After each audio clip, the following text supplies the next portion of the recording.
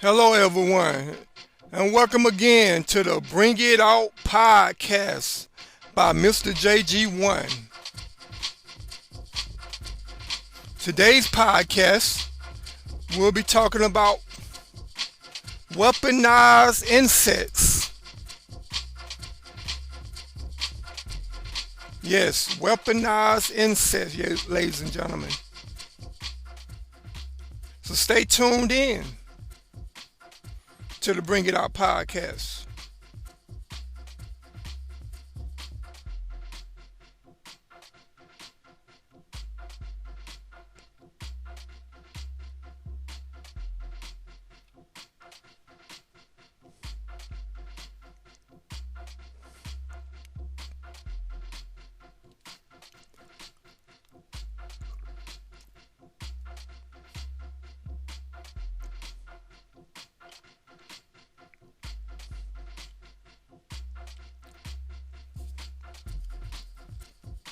Hello, everyone, and again, today's topic is bugs of war.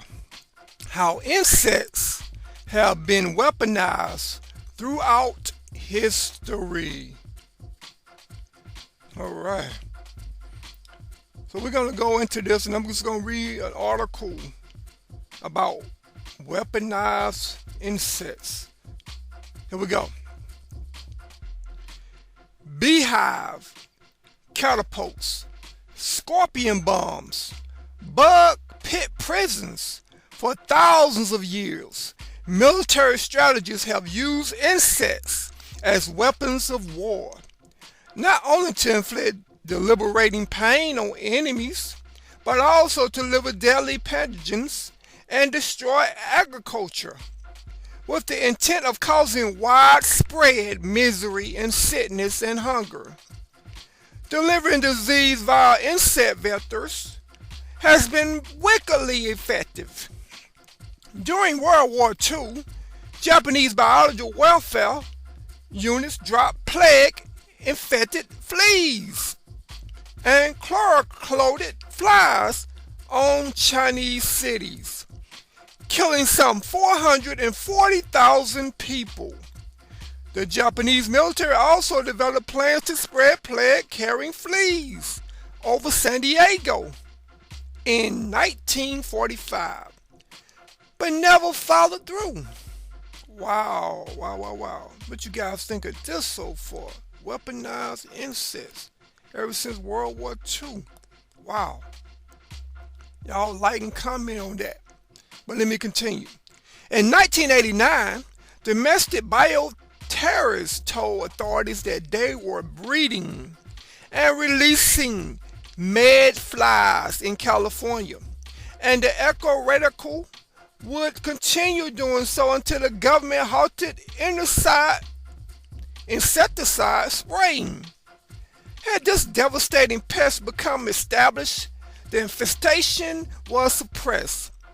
The resulting quarantine on California fruits would have destroyed crops in one of America's vital agricultural regions, costing tens of thousands of jobs and billions of dollars. Whoa. But for millennium, six-legged soldiers have been most consistently deployed to torment and disperse enemies. From Old Testament accounts, I send the hornets before you, which drove them out. Joshua 24-12. To the Vietnam War and beyond, insects have been effectively weaponized. Here are some of the most fiddish examples. A scorpion blitz. At the end of the 2nd century, the Roman Emperor Septimius Severus was on his way to wresting control of Mesopotamia from the local monarchs. That is, before a shower of scorpions helped waylay his plans, according to an account by ancient historian Herodotus. As the Roman legions advanced on the desert stronghold of Hatra, desirable for its control of Silk Road, caravan routes, King Bartholomew and his citizens holed up behind its 40-foot high perimeter walls. The defenders crafted earthware bombshell loaded with scorpions, which were so prevalent in the region and so dangerous that Persian kings regularly ordered scorpion hunts and offered bounties to assure safe passage for the caravans. The locals knew firsthand that the scorpion inflicted intensely painful stings and that their venom can induce irregular breathing, slow pulse, conversion, and occasional death. Wow, wow, wow, wow. Let me continue. As serious men reached the walls of Hatra, scorpion bombs rained down, inflicting agonizing punishment on the Romans. Wherever they had exposed skin, legs, arms, and worst of all, their face and eyes, which Archinich deplored. Among the Hatrians' defenses, Servius was held at bay for 20 days, until his troops finally broke off the battle and retreated. Wow, wow, man, what you guys think of that? Even through history, scorpions were used as weapons to fight against the enemy. Ain't this something? But let me continue. A major breakthrough in military pain delivery came with the development of machinery capable of launching insect-heavy payloads. What the slingshot did for the humble rock, the catapult did for bees, and shifted the balance of entomology power in favor of the attacking forces. European history is replete with accounts of beehives and wasp nests being used as warheads. Wow. Including on the high seas as a highly effective way to clear the decks of an enemy ship. Technological high point in hive heaving machinery emerged in the 14th century with the development of the entomology predecessor of the Gatling gun, a windmill-like device that propelled straw hives from the ends of the rapidly rotating arms. But attacking forces weren't the only ones employing stinging insects. European nobles assured that their bees were ready for producing honey or havoc. As the situation demanded, the interior walls of medieval castles were often equipped with recesses, termed bee-holes, as homes for six-legged troops. Wow. Wow! What you guys think of this? They use bees and scorpions as part of the army. Wow. Awesome, awesome stuff. Slowly eaten alive. Nasrullah Bahadur Khan, the 19th century emir of Bharata, present-day Uzbekistan, was known for his satanic streak, and perhaps best remembered by history for what the locals called the Black Web. According to Western historians, the hole was 21 feet deep, covered with an iron grate and accessible only by a rope. The emperor sealed the bug pit, as it is known today, with insects to ensure a constant, torturous experience for his victims. Wow. The foulest of the ruler's six-legged minions were the assassin bugs, although their eight-legged cousins, the sheep ticks, added to the torment. Assassin bugs are inch-long, carnivorous insects endowed with curved beaks for piercing their prey. most often other insects, but dare feed on people rather than starve.